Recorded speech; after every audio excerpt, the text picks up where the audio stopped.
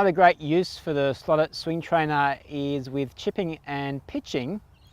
Let's first define both of those. So I define it, chipping is more of a wrist-free shot.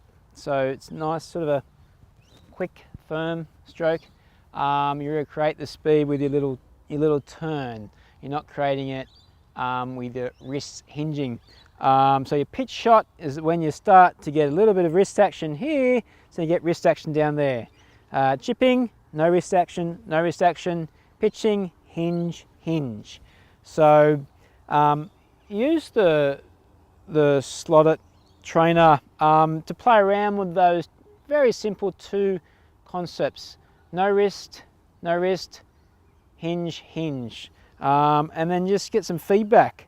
Now, you can place the ball as far back as you want. There's a couple of lines for chipping's pretty close to the back and pitching is a bit further up, P and C. So chipping angle of attack is pretty flat, all right? It's not a sharp. It's more of a long putt. Whereas pitching, you get that angle and has a little bit more sharpness to it. So they both have their use out in the golf course. When you're a long running one will be a little chip shot, very risk-free, and with the pitching you might want to loft it up, and I'll do those two now. So let's do a little chip shot here. You can start maybe with it on the P line and then work your way back to the C for chipping. So if we remember those principles, it's the there and there. That tempo is key, and little just take a look at where you want to go and the feel you want to generate, and let's have a go. There we go. So that I just clipped the back of the base there, which is okay. It means I'm coming in there pretty flat. It's not too acute, the angle. There we go. So then let's do a couple more. So let's have a go.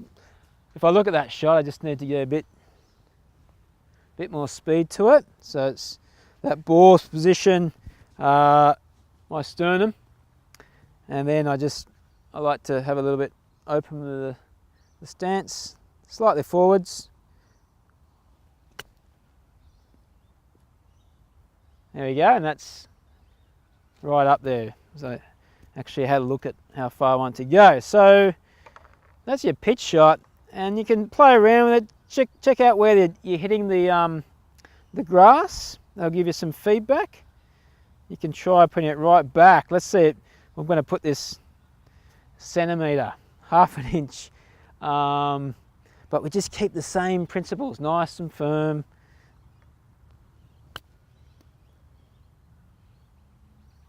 A little bit thin, but not too bad. It's a good discipline to try and nip it, even though you're close to the back of the device. Now let's go to pitch shot. So as I said, your little hinge, higher shot. We'll try and land this up near the green. I'm using a 52-degree wedge, so in between a pitching and a sand iron. Doesn't have much of a flange, so a little bit, just hinge a bit and then release it down the bottom. There we go, a nice one. See, you can see I just clipped the back of the base, which is fine, but it didn't really hit it that hard. It's just a clip on the way down to meet the ball. So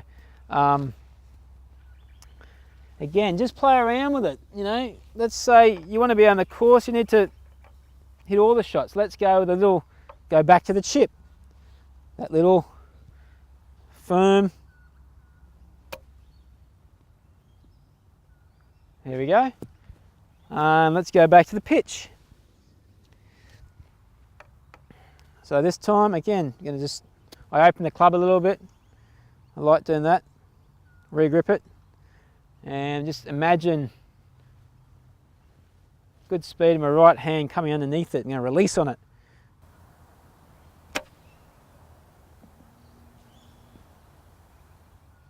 There we go. So I like using this for these chips and pitches.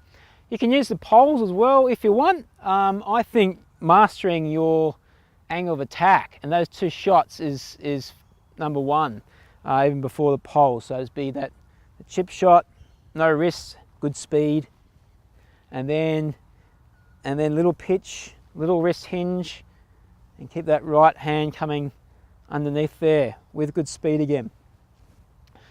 Further to that, you can go back further and practice your 30, 40, 50 meter shots with your pitch, your longer pitches, which come in handy when you're up close to a par 4 or close to a par 5 in 2 perhaps. So use that the training device to help your chipping and pitching.